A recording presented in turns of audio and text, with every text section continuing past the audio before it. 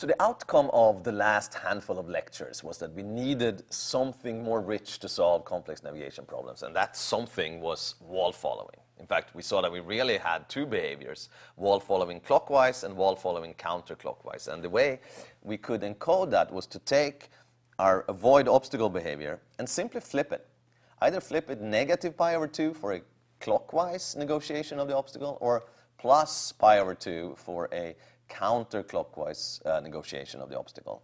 What I want to do today is relate this wall following behavior to the induced mode when we looked at type 1 Zeno in hybrid systems. And the point with this is really for us to, first of all, trust that this is the right thing to do, trust that we understand alpha, and trust that we understand plus or minus there. We used some kind of inner product rule to determine whether or not we should go plus and minus. Now we're going to see that that's indeed the correct rule from a sliding mode vantage point. However, we're going to do a little bit of math today, and at the end of it, we're just going to return back to this and say, this is still how we're going to implement it, because it's much simpler, but we need the math to get there and trust that that's correct. So here's the general setup. As before, we have an obstacle, x sub O, we have a goal, x sub G, and we have x, which is the position of the robot. We also have a distance from the obstacle when we're going to switch to avoid obstacle as opposed to go to goal. And even though I'm doing everything with points now, this works for non-convex obstacles, for pretty much anything. We can write it down at least in this way. And the distance then being constant, let's say it's delta from the obstacle, when I can simply say that that means that the distance between x and xo is equal to delta. Now, what do I have? I have two different behaviors. I have one behavior that wants to take me towards the goal, and I have another behavior that wants to push me away from the obstacle.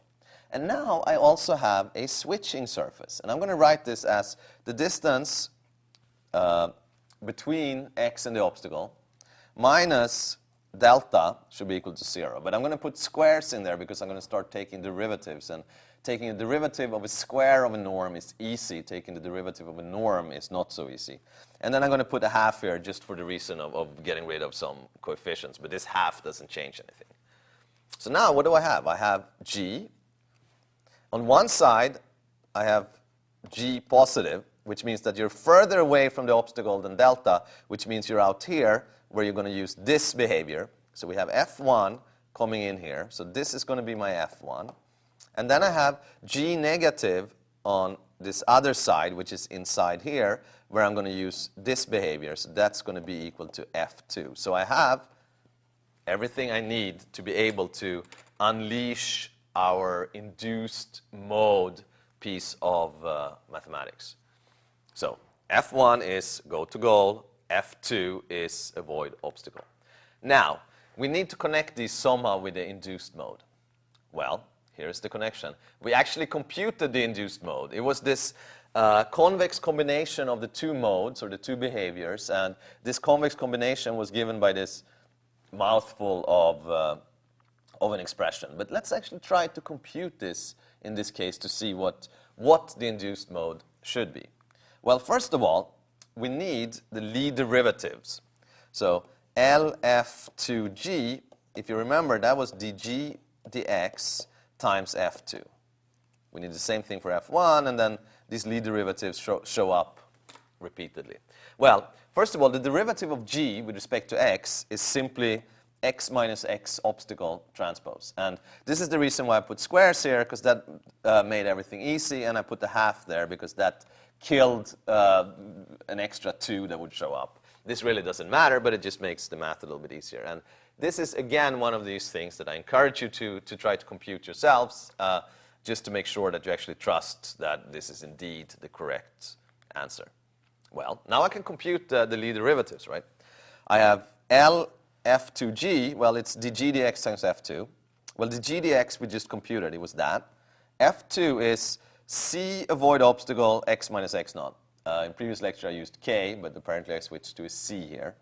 Well, this is x minus x naught transpose times x minus x naught. That's just x minus xo squared, the norm squared. So this Lie derivative has a rather simple expression.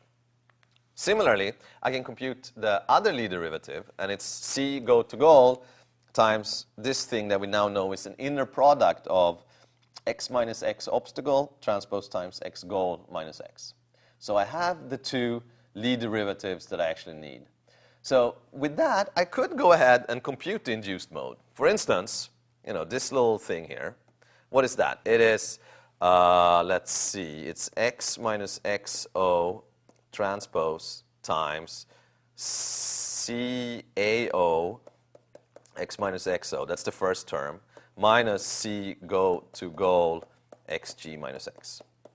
So that's that term. We have an explicit expression for it. We can also go ahead and compute this, right? For instance, it's CAO x minus xo transpose times F1, which is, what was F1 again? It was go to goal times xg minus x. Right. So I can compute this. Similarly, I can compute that. The point is, first of all, that everything is entirely computable here. The other point is, you know what? This is a little bit of a mess. It's a mess to write it down, but what we've actually done is we have recovered the same controller, because what we're doing is, again, we're sliding. The only difference is if you write it in this form, you automatically get alpha to pop out because you get a certain scaling, and you get plus or minus flip. So you actually get the flip for free. You're told which direction to go and which alpha to go in. And the nice thing is that the flip direction you get from computing the induced mode is actually the same as taking the inner product with u follow wall counterclockwise with u avoid obstacle. If this inner if this inner product is positive, we go counterclockwise, and otherwise we go clockwise. So the nice thing is we have actually, in a mathematically rather involved way, arrived at the same expression, and with the difference being that we can have the plus or the minus automatically determined for us, and these scaling factors automatically determined for us. In practice, though, we're not going to do this because this is too messy. Instead, we're just going to pick some alpha that we feel good about. I always pick alpha equal to 1 because I'm lazy, and then use the inner product test to figure out whether or not we should go clockwise or counterclockwise. So that's practically what we're going to do.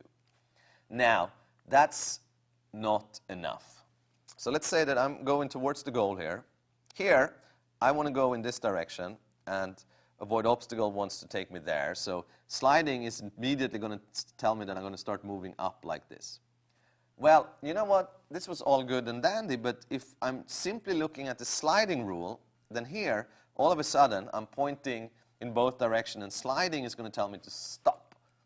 So what I need to do is just keep following the wall, but in fact, I'm going to follow the wall for a long time, away and away and away and around and around and around, and maybe here is the right time to stop following the wall. So the question that we really need to answer now, when we know that follow wall is the right thing to do, we know which direction to go in, and we know really how to scale it, even though we're just going to scale it by 1 because it really doesn't matter, is when do we actually stop this sliding or follow wall? Well, that turns out not to be so easy, and in fact there are multiple ways of answering that, and this is precisely the topic of the next lecture.